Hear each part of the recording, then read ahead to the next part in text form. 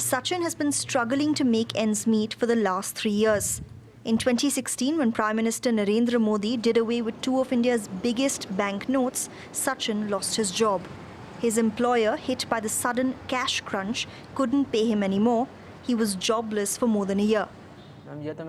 I've taken a big pay cut and I'm only doing this because there are no other jobs out there.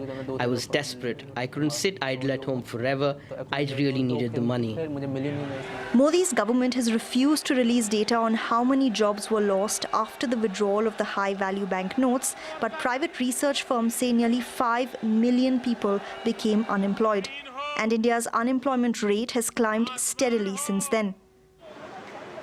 Several media outlets have published a government report showing the unemployment rate at a 45-year high of more than 6%. The government is yet to release that official report. It claims it's still verifying the data, but it also says its reform policies have created millions of jobs without specifying an exact number.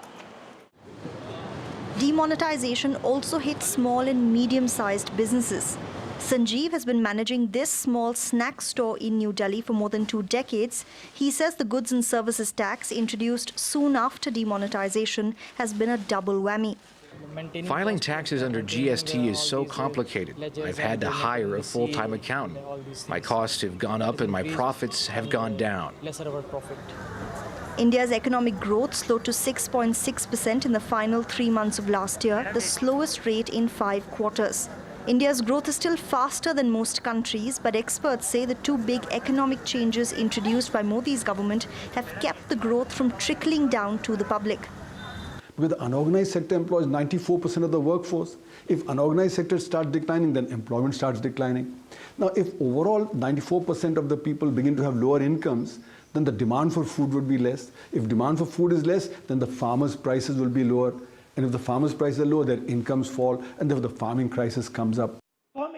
As voting is underway in India's 5-week-long general election, the opposition Congress party is using the economy to attack Modi. It's promising a guaranteed minimum income for India's 50 million poor families and increased spending in rural India. It's voters like Sachin who will decide who wins these elections and which party will be serving up economic policy over the next 5 years.